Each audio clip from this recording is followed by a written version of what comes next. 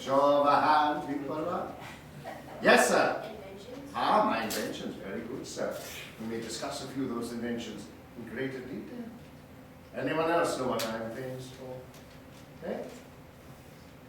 Well, this is a fountain of information. Say a sound, good sir. Help these good feet people out and instruct them in my being most famous. Yes, sir? Science. Science? Well, we used to call ourselves natural philosophers. Well, I'll take scientist as an appellation.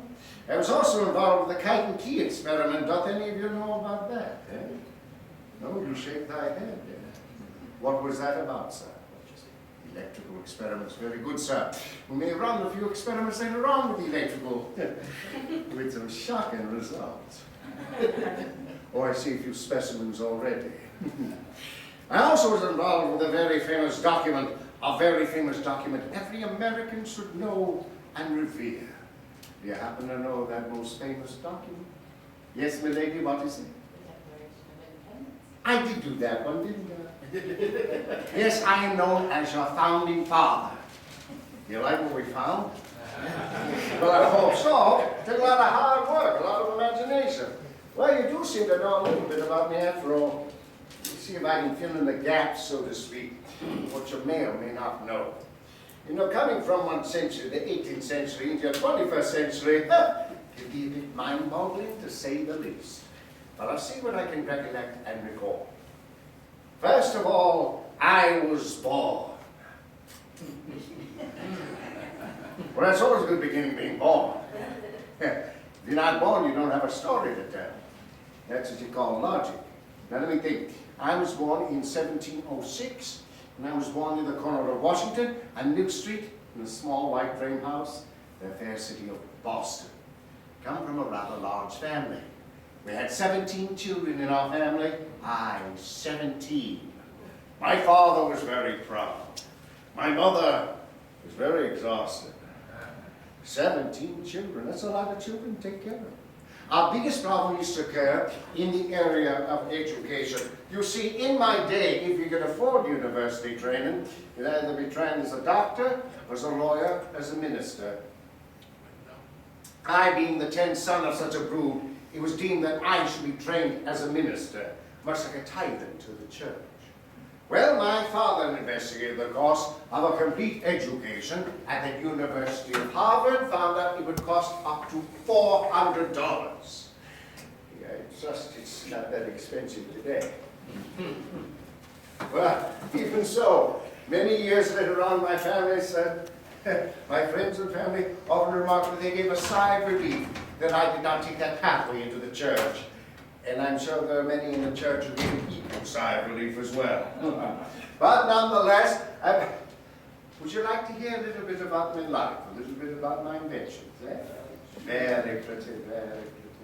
But before we begin, I'd like you to do me a small honor. If you have any questions or comments, pray, save them for the end of the presentation, and if there is time, I'll attend to them. And let us now proceed.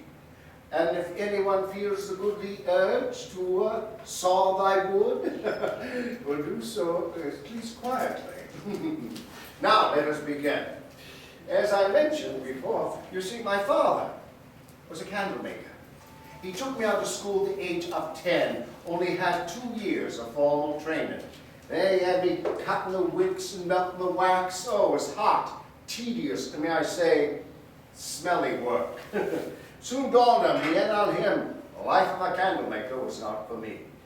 But even as a young boy, I used to race up and down the streets in goodly Boston, observing the craftsmen and the tradesmen of my day.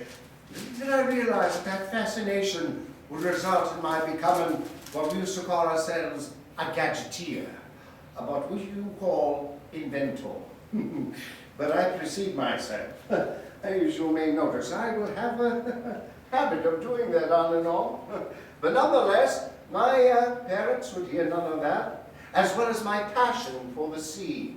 Oh yes, even as a young boy, I was enamored by the ocean, and those great vessels sailing out to the mysterious Orient. Oh, how I wished to join those grand sailors, but my parents would hear none of it. For we lost an older brother of mine, Nathaniel, to the ocean 2 years hence, never to return again. And a younger brother we lost, yes, 16 months of age, drowned in a vat of soapsuds. So you can well imagine my mother's aversion to the water. There had been no sailor ship for Franklin. But my father was a very wise man. He knew that I enjoyed reading. So, what better place for me than to become an apprentice in my brother James' print shop. There I was to be his apprentice until the age of 21. I was to receive no money until the age of 21. You can imagine how jolly that was. And James was no sweet master either. Oh yes, every dirty job in the shop, James made sure I did. That was the lot of the apprentice.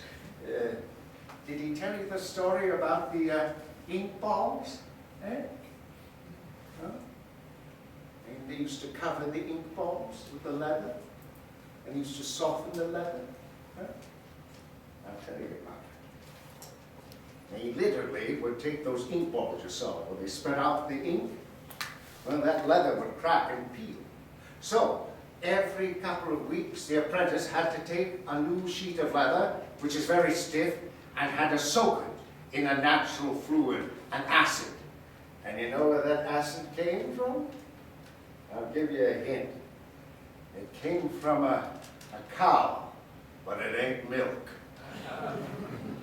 Oh yeah, cow urine, exactly. Soften it in cow urine. And you had to, first thing in the morning, you had to dip your hands in it and wring it out and then tack it to the ink balls. Vile job. And later on wrote that it was the most vilest job I could ever recall. But nonetheless, my brother James made sure I did such work. Oh yes, day in and day out. But he also put out a newspaper called the New England Courant. Well, most printers of my day, and as his day, they often put out their own newspaper. His newspaper was no different from others, filled with the shipping news, the tariff information, and so forth, and scheduling, and how can I be charitable in its estimation? It was a crashing bore. But I decided the newspaper needed a little bit of, shall we say, spicing up. Well, you see, I was 16 years of age. And of course, being 16 years of age, I knew everything. I'm sure you're well acquainted with a 16-year-old that knows everything, eh? Or soon to be. Well, I decided I would create a little commentary. So I created a lady, a middle-aged lady, who constantly had an opinion about anything and everything under the sun. I had her write a letter to the editor of the New England Courant, my brother, and folded up the letter, put it in an envelope, slid it under the door. I dubbed her Silence Do-Good. Let me first say that she was hardly silent and did very little good. But nonetheless, my brother printed the letter. Caused quite a bit of controversy. People were wondering who this Silence Do-Good was and what she would say or do next. Well, I could not contain myself. So I wrote another, and then another, and then another. 13, in fact, and he printed all of them. Oh, such controversy came about. People were all abuzz about this Silence Do-Good, and ergo, the circulation of the newspaper increased by 3-fold. Well, I could contain myself no longer. As I mentioned, being 16 years of age, I was busting my buttons. I have finally to let him know who the author of Silence Do-Good was. And I finally said, brother, I know who the author of said letters are. He said, you, Benjamin, you doth know the author? And I said, I. 'Tis I, sweet brother, I am Silence Do-Good. For he promptly beat the tar out of me.